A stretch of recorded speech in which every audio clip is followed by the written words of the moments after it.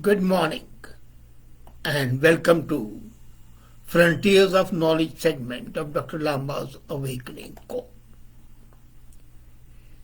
As we know that science always keeps on exploring new things, but sometimes some very interesting things happen. As the latest one, which I was really amazed to see and read about, was only yesterday.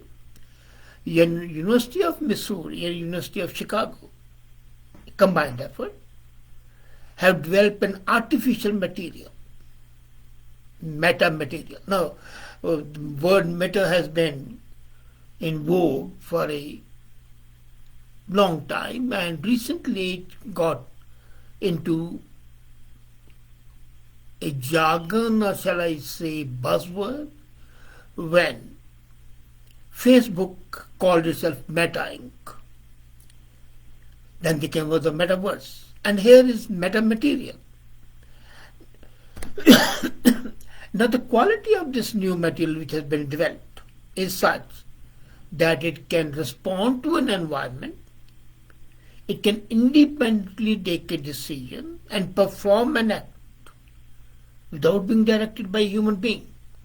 This is artificial intelligence converted into augmented intelligence in real time. For the first time something has happened which is by itself of its own volition a material and no direction by a human being. The examples can be the same material when a drone is made of it, would make a delivery, and while making a delivery, would evaluate its surroundings, its environment, including wind direction, speed, or wildlife, and automatically change course in order to complete the delivery safely.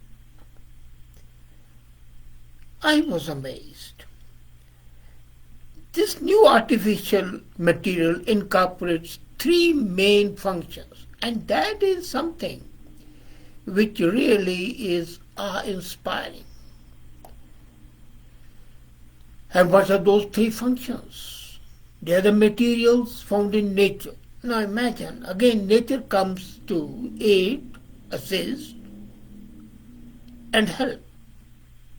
Human beings develop new products, and this artificial new material, metamaterial, first it takes into account the quick reaction of Venus flytrap. Now Venus flytrap, if you have seen, is a flower which I had in my lawn when I was in Ontario. This opens, and when an insect comes it closes and catches it. Then the second thing which inspired this metamaterial is Shimilo. It changes the color to blend with the surroundings. And third is pine cones. Those who have lived in higher reaches of sub-Himalayan areas, or here in Canada, even in semi sub-mountainous areas, you will see that pine cones are there. And these pine cones, possibly you have not noticed, they adjust their shape in response to the change in air humidity. So these three things, they combine, thereby responding to the environment. In fact, this material responds, shall I change, to any change in the external stimuli in the surroundings. They can apply this material, for example, to the stealth technology, the stealth aircraft, which fly below the radar or above the radar and they cannot be detected. So stealth technology in aerospace industry, they are likely to use this material to cover their aeroplanes or make their aeroplanes of this material. It can also help control and decrease the noise coming from the aircraft. People who live near the airports know how deafening the noise can be. It also reduces the engine vibrations, increases the multifunctional capabilities. Now how does it do it? This basically uses a computer chip, and that chip manipulates and control the processing of information that's needed to perform the requested action. And voila. Now the next step is to implement this idea in the real world environment. It has been proved. They have tested it in real life situations, and now the commercialization is the next step. Maybe tomorrow you will be using it in one of the products that you are choosing. And then, can you believe in these days of pandemic, our biggest problem is virus, various parts. So the researchers have developed a new filtration system, air filtration system. We have to make the mask so that the virus doesn't attack us. But a new carbon-based air filtration nanomaterial has been developed, and that material is capable of capturing and destroying various viruses, including animal coronavirus, which is a close relation of SARS, coronavirus, and so on. And it has been done by none other than Cambridge University, the citadel of the education as far as the modern education is concerned. Now this prototype, developed and tested by a multidisciplinary research team in the Department of Engineering and in combination with the Department of Material Sciences and Metallurgy and Department of Pathology.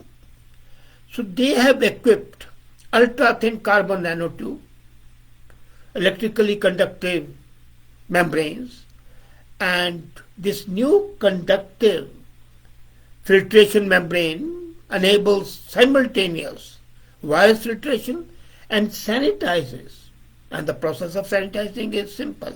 Thermal flashes, they come via resistance heating to temperature above 100 degrees. But the flash comes and goes, so the human beings don't feel it. But the virus is destroyed. It deactivates all viruses in seconds. The twinkling of an eye, a flash would come, and voila, it's clean. Now, the researchers say that the multifunctional filter is especially useful in confined environment, such as emergency vehicles, ambulances, hospitals, leisure and education centers. And it can be used either as standalone or in conjunction with the heating, ventilation and air conditioning, HVAC systems. The results which have been taken from the tests show that it's practically 100% of the killing virus.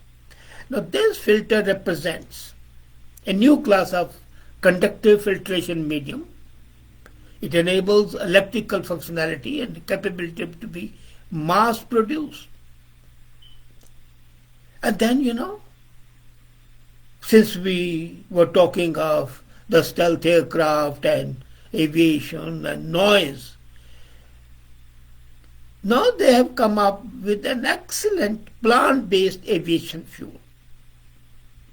Aviation fuel made from mustard. This mustard-powered plane, they say, if they use this plane, can cut out carbon emission by nearly 70%. 4 years of efforts have been put in that, and the mustard plant, not normal mustard that you have, it's a variety of mustard called Brassica carinata. And they say when it's used as aviation fuel, in the test lab that has been done, the carbon emission is reduced by exactly 68%. And it has been done by the University of Georgia. Now, according to them, it's a game changer in replacing petroleum. Now the aviation fuel is practically kerosene. Now carinata-based SAF could help reduce the carbon footprint of the aviation sector. And secondly, it will provide economic opportunities for improving the ecosystem. If you are aware that aviation industry emits 2.5% of all the carbon dioxide emissions in the world and is responsible for 3.5% of the global warming. So 3.5% of global warming can be reduced if this mustard is used all over the world in all the aviation. And then they say University of Sweden has developed a drug-free method. For what? To relieve pain. The people who suffer from chronic pain may be able to take benefit of it.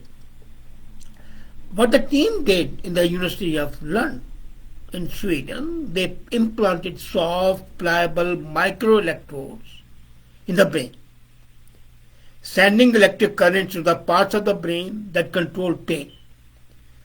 The small size is a micro-sized implant, helped avoiding triggers, and the neighboring neurons, which felt the side effect of the pain, could not do so.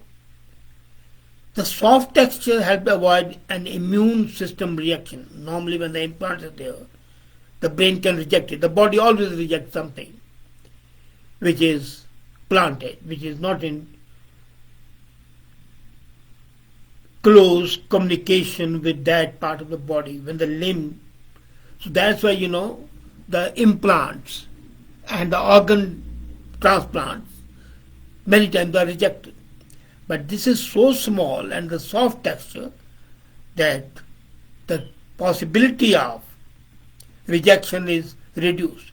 Now they have developed this new stimulation method, ultra thin, as I said, microelectronics. They combat severe pain. They provide effective and personalized pain relief without the common side effect of the narcotics and other things. And the electrodes are very soft and gentle on the brain. What they do is specifically activate the brain's pain control centers without affecting the nerve cell circuits. I don't know whether it's going to be used universally or is it still at the lab level. They say lab they have been successful. Now the tests have to be done on the human beings. They have tested on the rats and they were successful. Let's see when it comes.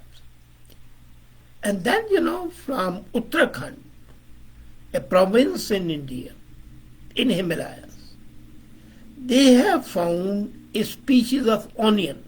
Everybody eats onion. But it's a new variety of onion which was growing widely. And they call it Allium. Allium is the genus which has like onion and garlic. And then they say they have now till now identified 1,100 species of onion. Now this is something, according to them, extremely useful. And they say that this has been aimed Allium Onion. And this is found only in one village, amazingly. In the wild land near that village called, and its village name is Malari, is in Chamoli district of, and this specific onion grows at a height of 3,000 to 4,000 meters above sea level. Now this is, they say, a thing which is completely antibacterial, antiviral, and eating that, the pandemic virus or any other virus would have no effect on the human body. And they said the people in Malari have been eating it. And in 2019, ICAR, Plant Genetic Resources, they studied work on that and they were amazed. But when they tried to grow it in other places, they failed. Whether they'll be successful in future, they are trying. We don't know. But they say this is a panacea for all, preventing all virus and bacterial growth. And then comes another new mineral. And the mineral is the key to solving the climate crisis. The geologists say this is a very rare rock. They call it anorosite. And this is found in moon only.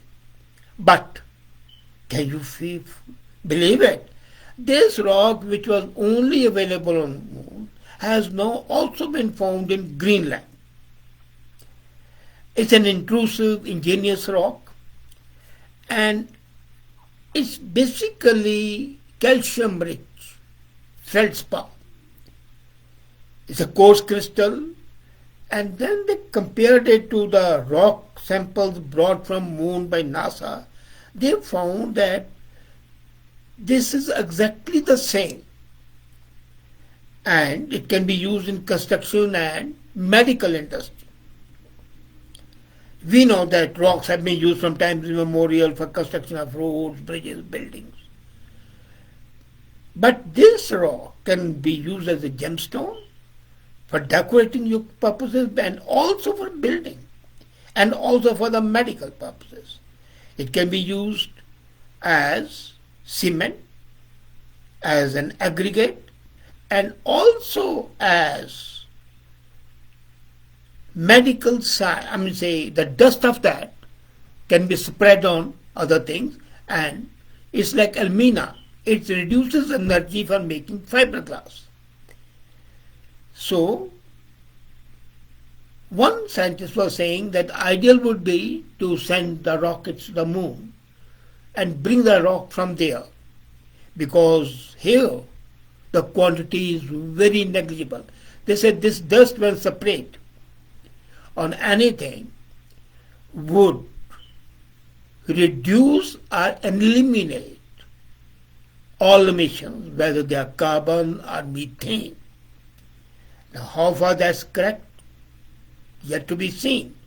But the fact that a rock found in moon is also found in Greenland, that makes an interesting one. And the field tests and the lab tests show that this is a real gem as far as the climate problem is concerned. And before I end, here's a warning. Most of the people take statins for the blood cholesterol level, but now the research has been done that it does reduce the bad LDL cholesterol, possibly reduces the possibility of heart attack, but it increases the risk of dementia, Alzheimer's and Parkinson's. FDA has accepted as far back as 2012, 9 years back, that there have been cases of short-term cognitive impairment, and they have seen that 18,446 people aged 65 and above, when they took this statin, they suffered from dementia. And this raises a question, are the medications really useful? They solve one problem, create another problem, and reduce the quality of life. Is that acceptable? It's for you to judge. I don't think so. But the researchers have found that the people who take statin would be more amenable to dementia, Alzheimer's, and changes in cognition, memory, language, and so on. So take your pick. And with this warning, we end today's episode. We meet next week. Thank you.